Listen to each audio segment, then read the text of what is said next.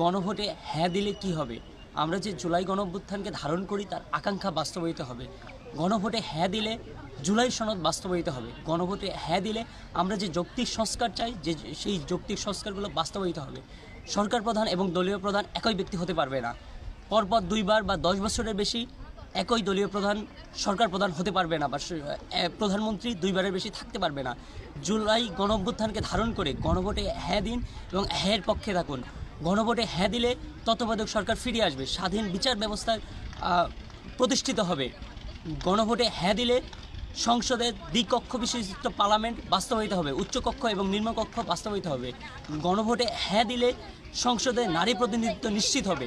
আমরা জুলাই গণঅভ্যুত্থানকে ধারণ করে যে আকাঙ্ক্ষা বাস্তবায়ন করতে চাই, রাষ্ট্রের যে কাঠামোগত সংস্কার, সেটা আগামী 12ই ফেব্রুয়ারি ত্রয়োদশ জাতীয় সংসদ নির্বাচনে গণভোটে হ্যাঁ ভোট প্রদানের মাধ্যমে আপনারা এটা বাস্তবায়ন করুন।